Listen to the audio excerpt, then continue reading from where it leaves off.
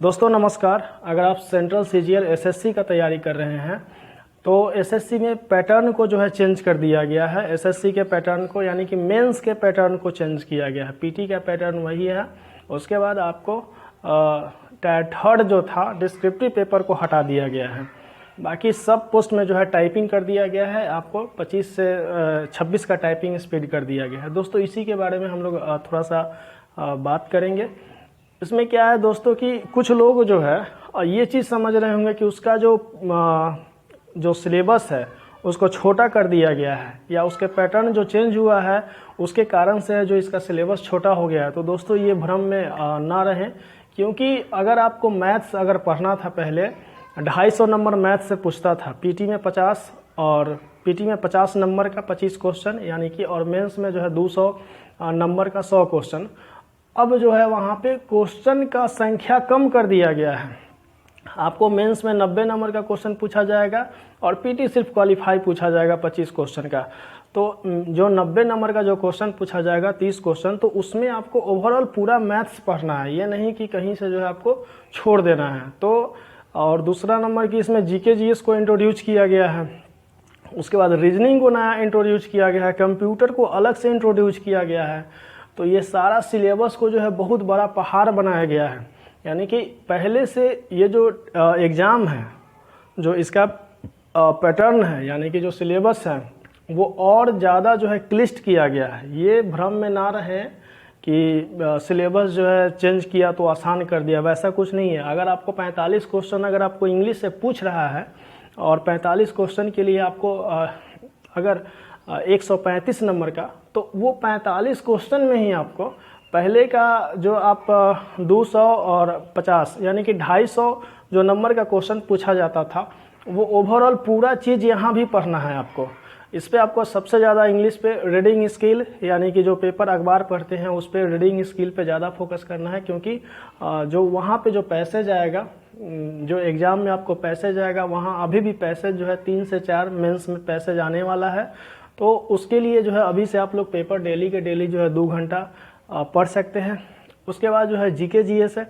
तो GK GS question तो दोस्तों 25 ही क्वेश्चन है, लेकिन 25 क्वेश्चन के लिए ओवरऑल जितना जीके जीएस है, जितना सारा मतलब जीके जीएस का जो सिलेबस है वो आपको टोटल कवर करना पड़ेगा। जो भी एसएससी का जो जीके है, तो उन सारे जीके जीएस को जो आप पहले पीटी के लिए पढ़ते थे वह अब मेंस के लिए भी आपको टोटल जीके जीएस कवर करना है। ये नहीं है कि उसके सिलेबस को जो है कम कर दिया गया है, कम नहीं किया गया है, उसके सिलेबस को और जो है बढ़ा दिया गया है।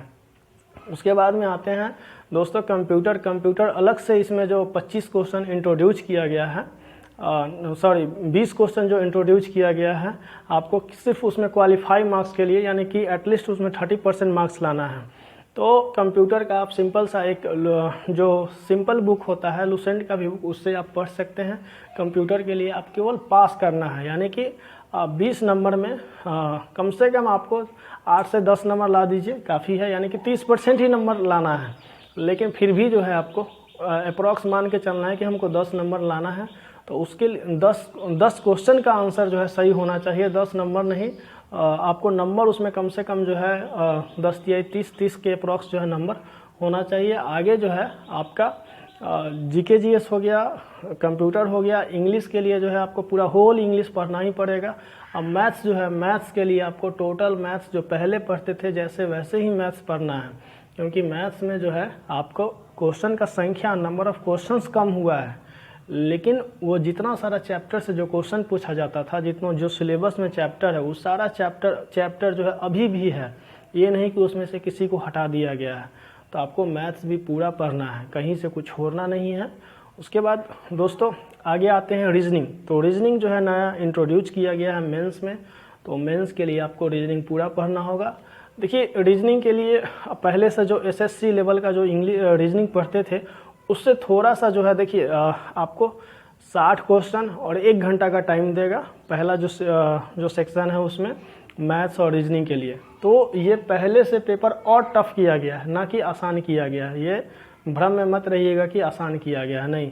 60 क्वेश्चन आपको 60 नंबर, यानी कि पहले जो था 120 क्वेश्चन मैथ में पूछा जाता था और सिर्फ 100 क्वेश्चन पूछा जाता था और 120 मिनट का टाइम दिया जाता था। लेकिन अब जो है आपको 60 क्वेश्चन पूछा जाएगा, 60 मिनट का टाइम दिया जाएगा, यानी कि टाइम जो है कम कर दिया गया है एक तरह से। अगर पिछला वाला एग्ज़ाम से अगर कंपेयर करें पिछला वाला से पैटर्न से, तो इसमें जो है आपको इसमें क्या करना है कि प्रैक्टिस इसमें ज़्यादा मेन आपका फैक्टर रहेगा। जितना ज़्यादा आप प्रैक्टिस कीजिए, पहले बेसिक कंसेप्ट सब टोटल चैप्टर का पढ़ लीजिए, उसके बाद आपको कम से कम जो है डेली जो है एक सेक्शन का हर सेट जो है एक दिन में, मतलब जो भी सेक्शन है उसका हर एक सेक्शन का सेट लगाना है। और एक जो है ओवरऑल जो सेट है 450 मार्क्स का जो मेंस होगा उसका भी सेट अभी से लगाना होगा। दोस्तों आपके पास 3 महीना पीटी के लिए है और 6 महीना मेंस के लिए है। तो अभी से मेंस के लिए जो कम से कम है मेंस और पीटी दोनों साथ साथ तैयार करना होगा। ये नहीं कि एक बार जो है पीटी का कर लिए फिर अगला 3 महीना के बाद जो है स्टार्ट किए मेंस का, तो वैसे में जो है आपका एग्ज़ाम जो है गड़बड़ चला जाएगा। और अभी से जो है आपको लगना पड़ेगा। और दोस्तों अगर आपके पास अगर कोई भी और समस्या हो या कोई क्वेश्चन हो, क्वेरी हो, तो आप नीचे कमेंट सेक्शन में कमेंट्स कर सकते हैं, उसके ऊपर हम ज़रूर वीडियो बनाएंगे। धन्यवाद।